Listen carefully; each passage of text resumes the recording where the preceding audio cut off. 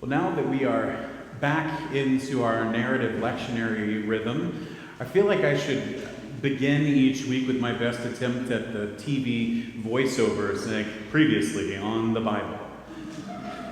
Because in last week's season premiere episode, we started at the very beginning, Genesis 1. We heard how God spoke creation into being, how God brought light out of darkness, life out of chaos, and called it all good. But between Genesis 1 and today's story, a lot has already happened. Humanity doesn't stay in that harmony very long. Adam and Eve take what isn't theirs. Cain kills Abel. Violence multiplies. God sends the flood. Noah's family starts over, but soon the Tower of Babel rises up as people try to build their own way to heaven. Again and again, humanity falls into patterns of sin and pride and violence. It's predictable. It's expected. When left to our own devices, that's where the story seems to go. And in a week like this one, I feel that.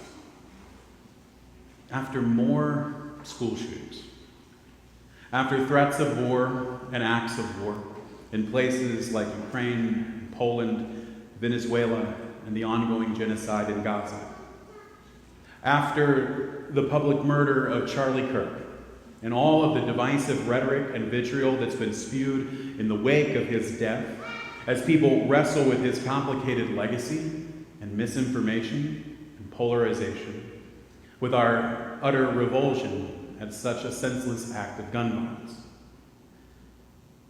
Through all of it, I was surprised by how unsurprised I felt this week. And even how unmoved I felt by all of it. It was sort of this dead-eyed, hollow sort of feeling for me. Because my heart just feels weary, calloused. Feels like nothing surprises me anymore when it comes to the violence in our country. Of course this happened. That's the expected script of our world. Anger, violence, bloodshed. And that's exactly the feeling I had towards this story of Abraham and Isaac this week. Abraham and Sarah had waited decades for God's promise of a child. They laughed at the very thought of it, but finally, miraculously, Isaac was born. His name means laughter. He is a gift, a joy, the fulfillment of a promise. And then, without transition, without warning, God tells Abraham to take that child, the very hope of the future, and sacrifice him. The text is not subtle. It is not gentle. It is staggering.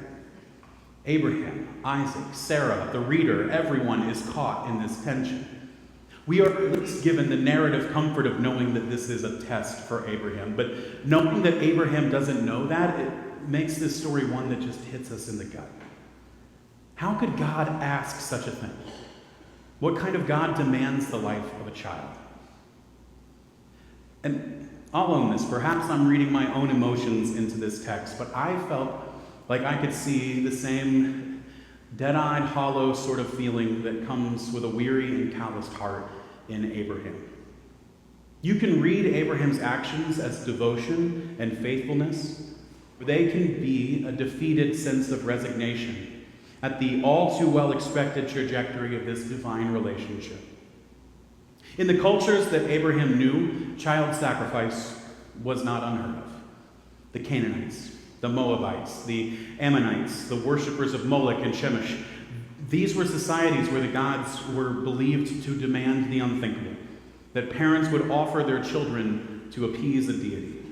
That was the expected story of gods in Abraham's time. They demanded blood. They demanded obedience, even to the point of loss. And so Abraham sets out with Isaac, step by step, wood for the sacrifice, fire in hand, the knife in the air, and the story feels predictable, expected. The God of Abraham is just another God of violence, Another story that ends in blood. But then, just then, God interrupts. At the very moment we think we know where this is going, the script changes. The angel calls out, "Abraham, Abraham, do not lay your hand on the boy." A ram is provided. Life is preserved. The predictable storyline of Abraham's time finds an unexpected ending. The God of Abraham is not just another God.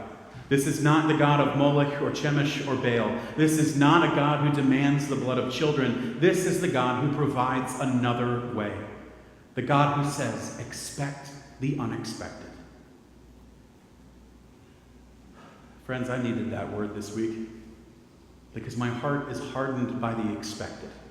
My soul feels numb from the constant drip of violence and division. I feel myself becoming calloused and unsurprised and cynical, and maybe you feel it too.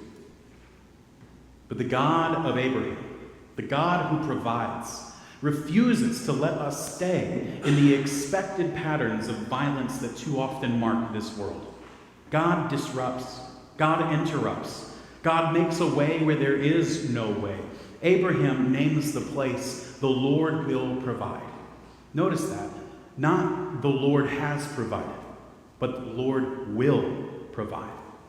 The name itself looks forward. It acknowledges that the God who showed up on that mountain will continue to show up. That provision is not a one-time act, but a promise for the future.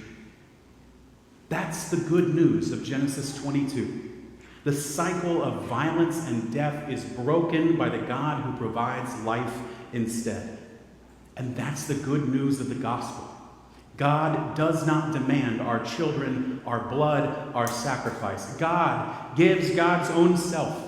In Jesus Christ, God bears the weight of the violence of this world and offers us mercy instead. Perhaps for Abraham, buried under or mingled within the resignation and defeat that I was feeling for him in this story, perhaps there is a faith and a trust in God. Abraham's trust was not a blind faith. It was rooted in his memory. He remembered the God who had called him out of Ur, who had walked with him through famine and fear, who had kept the promise when it seemed impossible. And so when asked for the unthinkable, I believe there was some part of Abraham that held on to what he knew, that God's promise of life is stronger than death. We too are called to trust, not because we understand everything, not because we see the ending, but because we remember. We remember the God who has been faithful in the past, the God who has brought life from barrenness, the God who raised Jesus from the grave. That memory becomes our hope for the future. The Lord will provide. So for us who grow weary under the weight of the all too predictable patterns of violence in this world, our God says, expect the unexpected. This story is meant to be jarring and to rouse us from our resignation to the ways of death.